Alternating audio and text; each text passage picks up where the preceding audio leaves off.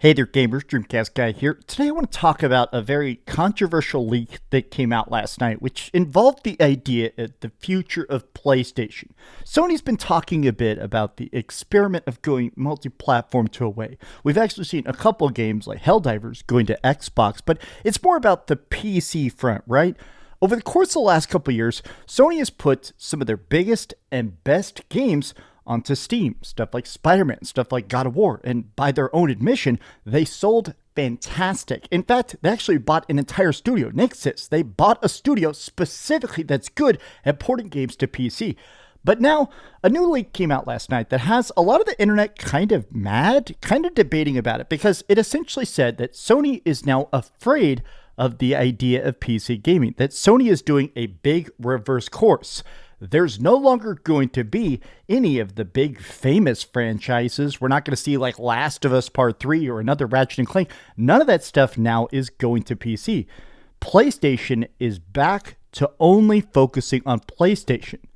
But let's talk about this because I think the leak is legit, even if I question the source. Let's get into it. Hi, hope you're having a great day. And if you could, please give this video a like. Subscribe if you haven't already, and please, hope you're having a great day. But let's get into this. So, this all began with Jez Corden. So let's start with the controversy aspect of it, and we're going to take a look at the entirety of his statement, because part of the reason that people are not mad is that Jez Corden used to be one of the biggest Xbox leakers. He, for a long time, was considered to be one of the best sources inside of Xbox. He had all sorts of crazy stuff he'd post, but over time, his credibility has been heavily tarnished because he was one of the people that was the first to say that, Xbox isn't going third party. He claimed that no Xbox games were going to PlayStation. He very much bet his reputation that Xbox games weren't going to PlayStation. So lately, he's definitely been on the down and outs. But here's the other part of it, is that the whole entirety of it is that he said,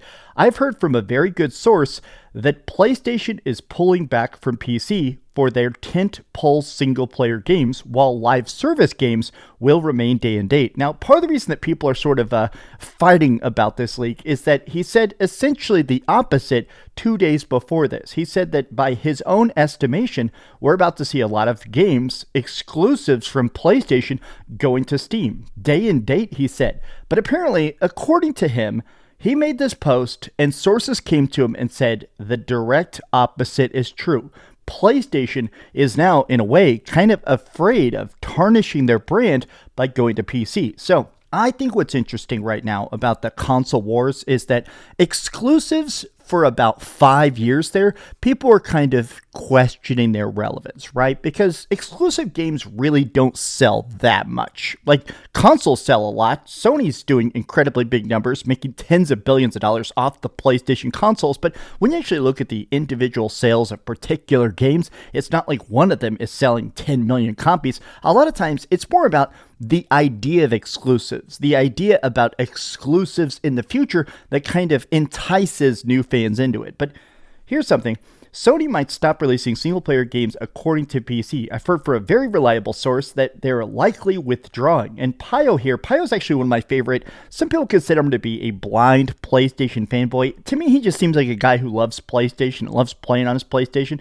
Well, the reason I asked about Sony going back to only PlayStation a few days ago is because I've also been hearing this. It's a rumor, but Sony may be considering quitting porting their single-player games to PC. So this is something that a lot of people are talking about, because does this mean that everybody is afraid of the Steam machine? Is Steam Machine actually a true competitor? I kind of want to make a separate video about the Steam Machine and a lot of the leaks about the price and possibly Half-Life 3, but I do think that inside the industry, a lot of big corporate executives are terrified of the Steam Machine because, yes, the Steam Machine is just a PC. It's just a micro PC with a lower price tag. But I do think that a lot of these people, a lot of fans specifically play console games because of the ease of use. The controller automatically updates. The controller is always going to work every single time you boot up the game. The graphics are auto-configured. You pop in a disc, it auto-updates. There is a seamlessness to console gaming that I really feel like is the reason it's still so big. I mean, to me, I still predominantly game on console, especially for like a lot of big AAA stuff. I like the fact that I don't ever have to look at a graphics menu. I don't have to go in there and worry about DLSS or try to mess with like a registry log. PC gaming is better once you adapt to it, but I think that the Steam machine, part of what's interesting to me is that it seems like it's going to be that interesting hybrid that other people have been talking about, right? It is a single system that sits under your TV, that auto works, that's great, that'll have a controller that auto configures, but it runs on your Steam database, right?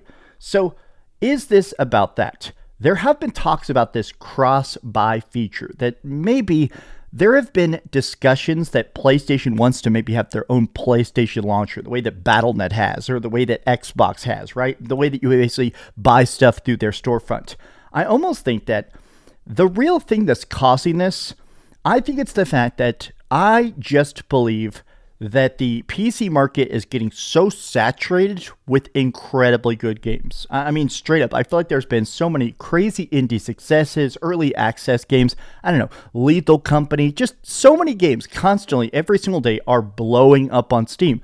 Games that a lot of times aren't on console or come to console years later. I think that there is a growing enthusiast base of people that not just like Steam, not just prefer Steam, they celebrate Steam. And I just don't think that audience is buying PlayStation games on PC. Here's my theory about why this is happening. So this came out exactly 1 month ago as of the recording of this video, but PlayStation came out and did, hey, here's how our multi-platform efforts are going. They essentially said, hey, here's what we're trying to do for our last fiscal year. So not just like a quarter, our full fiscal year. They essentially said, hey, here's our multi-platform efforts. The fact that they put some stuff like MLB The Show went to Xbox and stuff. They also put games on Steam. Their multi-platform efforts got them 2% profit. Look at this. Craziest thing about this data is there were plenty of first-party PC releases this fiscal year. Spider-Man 2, Lego Horizon, Horizon Zero Dawn Remastered. This game, honestly, this port is fantastic. If you've ever wanted to play the original Horizon Zero Dawn, played on PC, holy heck, this port is perfect.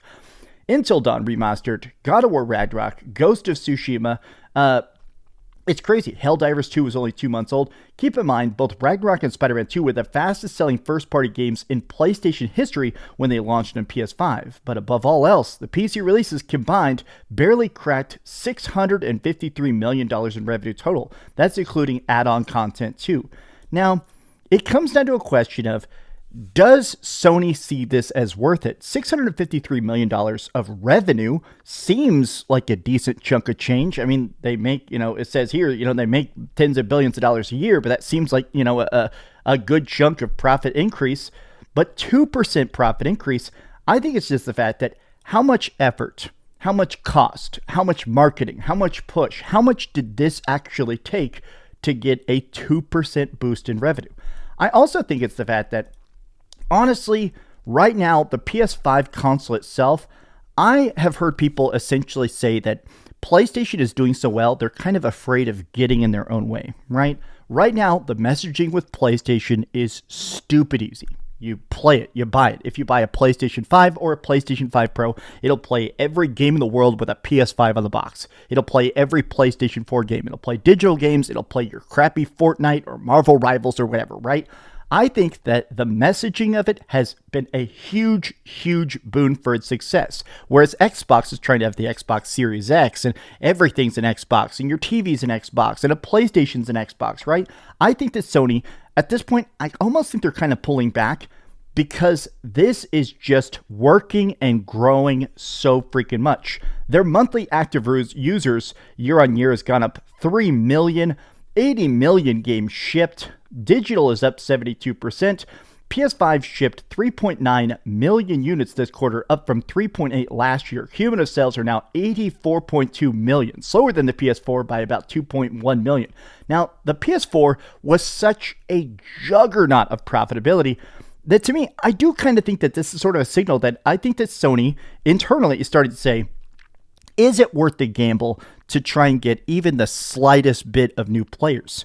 By the original plans, Sony said the idea behind the whole idea of putting stuff onto Steam was to essentially entice new people to buy a PlayStation, right? If I give you Spider-Man 1 Remastered and it runs fantastic on Steam, what's the odds that person will buy a PlayStation 5 to play Spider-Man 2? Well, it turns out the odds are relatively low.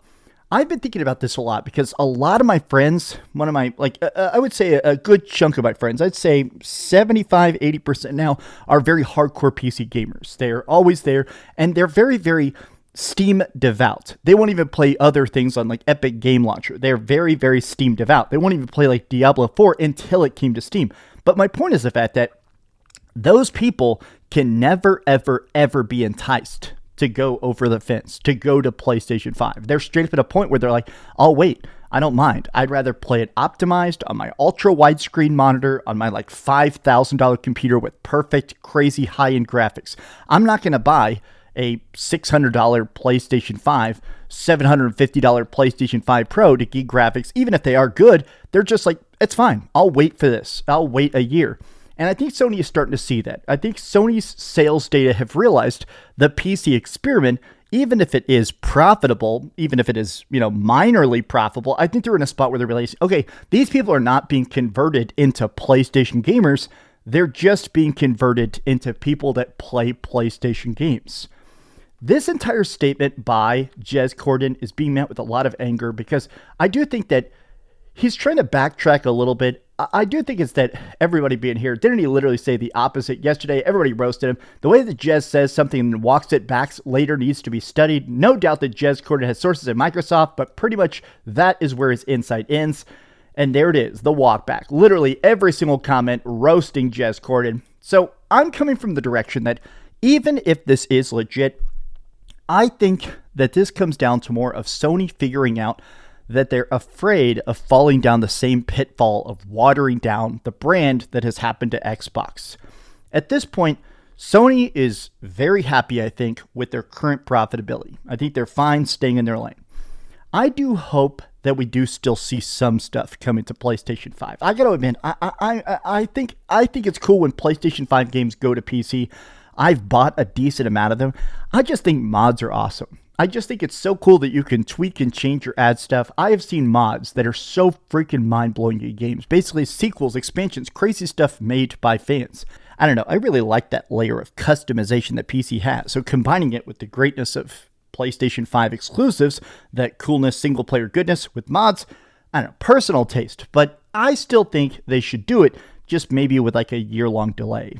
I don't know. This has just been some off-the-cuff thoughts. How do you feel about the idea of Sony sort of backtracking on their own sort of idea?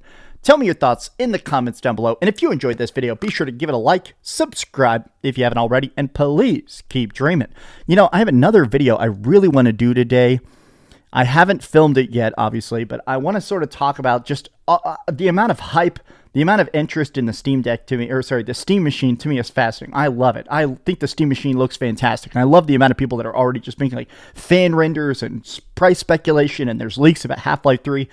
I really do think that Steam Machine is going to be a very, very, very big nuclear bomb when this drops next year.